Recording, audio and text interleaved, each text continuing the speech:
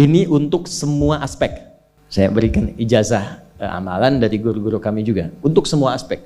Jadi kalau ilmu insya Allah meningkat lebih kuat, kalau bisnis, kalau bekerja itu lebih lancar dan dilindungi oleh Allah, ya berkah. Kalau di birokrasi, di kedudukan, di apapun, itu pun diangkat oleh Allah dengan cara yang baik dan terhormat.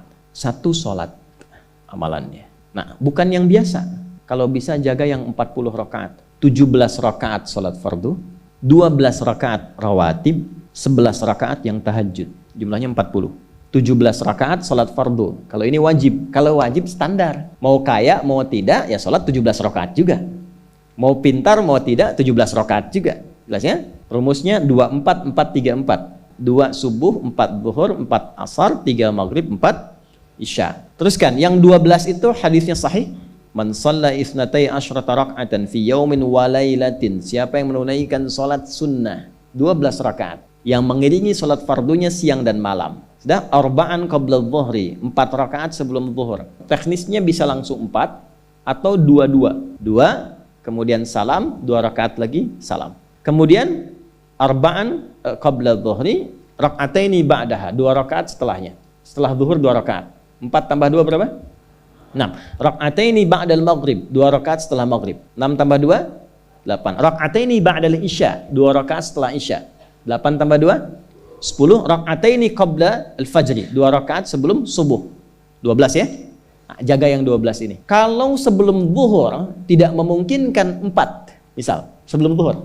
Karena kasusnya bisa berbeda. Ada Ibnu Umar, Abdullah bin Umar radhiyallahu taala anhuma menemukan kasus berbeda, seperti Anda di kantoran waktu singkat saat Ramadan, kan? Dapatnya cuma mungkin 2. Maka ada hadis dari Nabi sallallahu alaihi wasallam, riwayatnya Ibnu Umar. Qala au kama qala hafidtu an Rasulillah sallallahu alaihi wasallam 10 rakaat. Saya hafal dari Nabi 10 rakaat. Kalau tidak sempat sebelum zuhur 4, boleh 2. Nah, dari Ibnu Umar ini sebelum zuhurnya 2 rakaat. Jadi kalau bisa 4, kalau tidak memungkinkan berapa? 2. Orang yang terbiasa 4, lalu karena kondisi tertentu dia mengerjakan 2, tetap dicatatkan oleh malaikat 4 jumlahnya. Dari mana dalilnya? Hadis. Idza maridal abdu aw safar kutiba lahu mithla ma kana alaihi muqiman sahiha.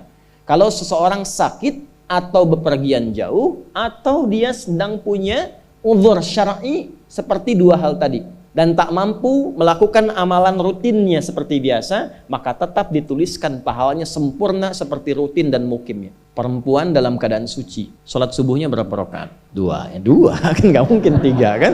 Sholat qabliyahnya berapa rakaat? 2 rakaat. Baik. Setelah itu baca Quran nggak? Alhamdulillah. Misal 1 halaman, kan? Misal. Ibu kerjakan saat suci. Saat sedang tidak suci, masa haid tiba, sholat tidak? Tidak. Baca Quran tidak? Nah, kalau punya kebiasaan sholat, baca Quran, dan tiba masa haidnya, itu pahalanya tetap dituliskan sesuai kebiasaannya. Makanya manfaatkan, karena kalau sudah tiba masa monofos, sama. Itu Allah tuh memberikan kemuliaan khusus. Makanya Bu, kalau ngaji dengan ustadz-ustadz tertentu, bikin kurikulum ngajinya fikih perempuan aja, gak usah jauh-jauh. Keluarkan, karena banyak pahala mengalir di dalamnya. Kembali ke sini, Bapak Ibu sekalian, kembali ke sini. Ya, urutkan lagi, kita agak cepat masuk ke dalam pembagiannya. Detil pada pembahasan ini, 1 sholat 40 rakaat, yang fardu sudah dalilnya, yang rawatib sudah, terakhir yang 11 rakaat yang sholat malam. Nah, ini 11 rakaat ini bisa warming up dulu 2 rakaat tanpa baca surat, Al-Fatihah saja. Allahu Akbar, langsung Al-Fatihah. Tidak pakai iftitah, tidak pakai surat selain Al-Fatihah.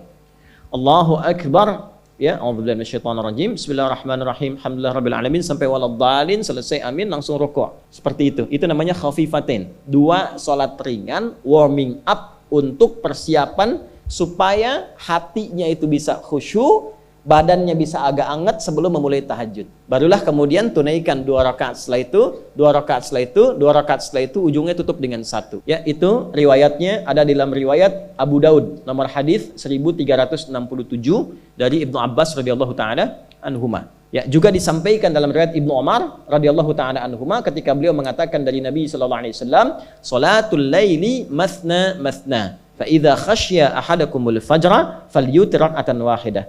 Kalau pengen mulai tahajud, 2 rakaat dulu. Tolong nggak usah panjang-panjang dulu suratnya. Untuk berlatih 11, Mulai dengan 2 dulu. Kalau belum sempat 11, 2 dulu. 2 rakaat aja. Tolong, mohon jangan paksa tambah. 2 rakaat.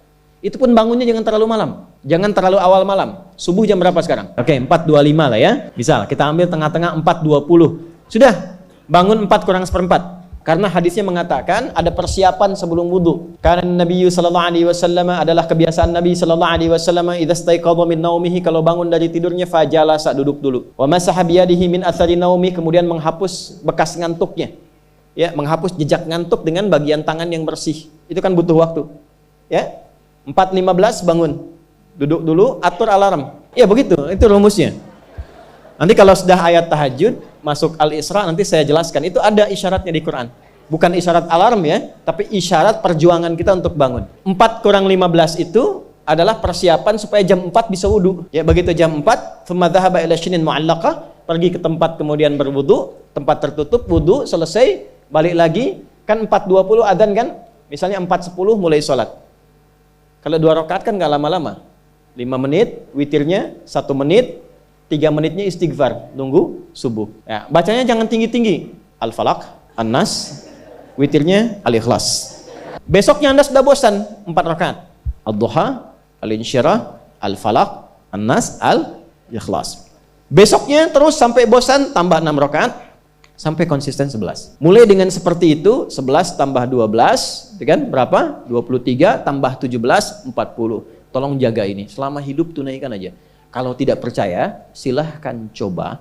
Nanti lihat apa perubahan yang terjadi dalam kehidupan. Demi Allah saya katakan silahkan coba. Yang kedua Al-Quran. Kan ada 3 tadi ya. 1, sholat. 2, Al-Quran. Jangan lewatkan 1 hari tanpa baca Al-Quran. Walaupun keterlaluan sih 1 ayat itu.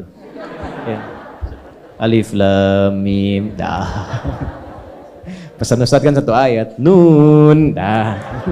Biasanya begini, semakin banyak dibaca, semakin terjadi perubahan yang berbeda. Kalau ingin nguji begini, hari ini baca 1 halaman, besok baca 2 halaman. Nanti lihat perubahan yang terjadi antara hari ini dengan besok. Pasti ada pengaruh. Paling minimal, Allah akan jaga keadaan diri kita dari berbagai bentuk kegelisahan. Semua tenang aja. Dan ketenangan itu paling mudah melahirkan solusi. 3 kira-kira apa? 3, jaga wudhu. 1, sholat. 2, Al-Quran. 3 apa? Jaga wudhu. Apa dampak psikologisnya jaga wudhu?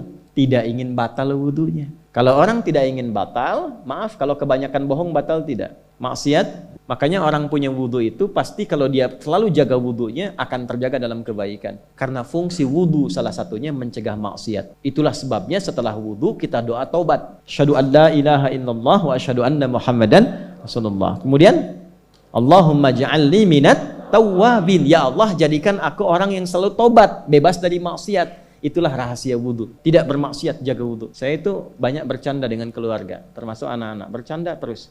Tapi serius dalam 3 hal. Salat, Quran, dan jangan pernah bermaksiat. 3 itu serius. Tapi yang lain kita bisa bercanda. Salat, jangan main-main. Karena itu inti kebahagiaan hidup kita. Dan maksiat, itu yang paling fatal mengantarkan pada, maaf, kehidupan akhirat yang buruk. Neraka itu kan karena maksiat.